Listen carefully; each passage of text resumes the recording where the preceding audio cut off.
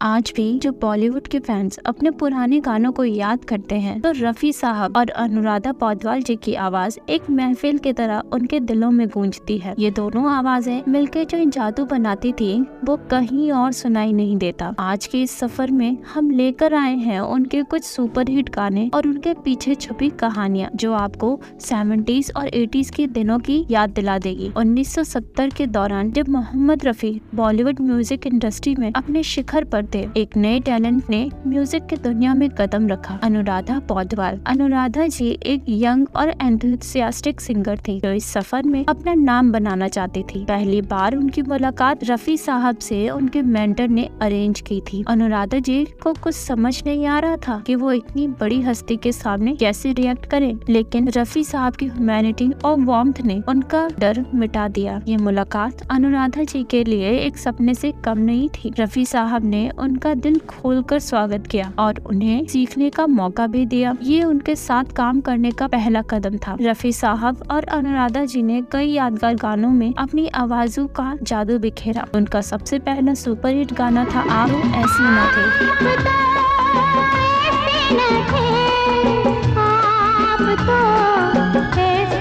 जबरदस्त हिट बना। इस गाने की रिकॉर्डिंग एक खास तजुर्बा था जिसमें दोनों सिंगर्स ने अपने दर्द और प्यार को अपनी आवाजों में उतारा। इस गाने को रिकॉर्ड करते वक्त स्टूडियो में इतनी गहरी खामोशी थी कि सिर्फ इन दोनों के सुर ही गूंज रहे थे। रफी साहब अपनी आवाज को एक नया मोड़ देते थे और अनुराधा जी उनके साथ उस सुर को मिलाती थी। स्टूडियो में सभी लोग इनकी केमिस्ट्री और टाइमिंग को देखते रह गए। अनुराधा पौडवाल जी कहती हैं कि रफी साहब के साथ काम करने उनके लिए एक लाइफ चेंजिंग एक्सपीरियंस था। वो कहती हैं कि रफी साहब एक कंप्लीट परफेक्शनिस्ट थे। गाने की हर लाइन, हर सुर को वो पूरे दिल से गाते थे और छोटी से छोटी गलती को भी सही करते थे। रफी साहब के साथ काम करते हुए अनुराधा जी ने उनसे सीखा कि कैसे एक गाने में इमोशंस भरना चाहिए और कैसे आवाज के साथ दिल से कनेक्ट करना चाहिए। ये तजुर्बा उनके लिए प्राइसलेस रहा। अनुराधा पौडवाल के लिए बॉलीवुड इंडस्ट्री में एक अपनी अलग पहचान बनाना आसान नहीं था। उनके सामने कई एस्टैब्लिश्ड फीमेल सिंगर्स थी। रफी साहब के साथ गाना सिर्फ एक मौका नहीं था, ये उनके लिए अपनी पहचान बनाने का एक पावरफुल स्टेप था। ये इंडस्ट्री में अपना नाम बनाने का एक टफ चैलेंज था,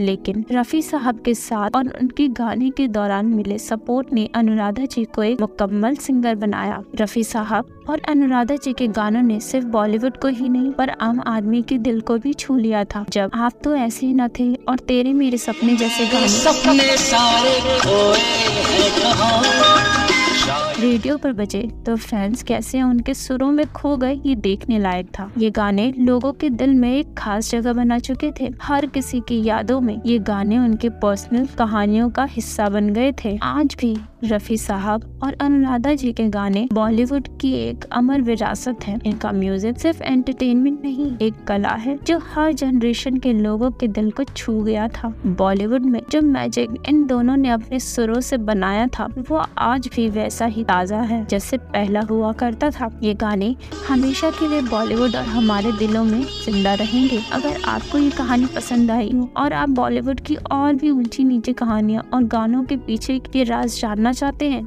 तो हमारे चैनल को सब्सक्राइब करिए, हमसे जुड़े रहिए और अपने फेवरेट रफी साहब और अनुराधा जी के गानों को कमेंट्स में जरूर मेंशन कीजिए।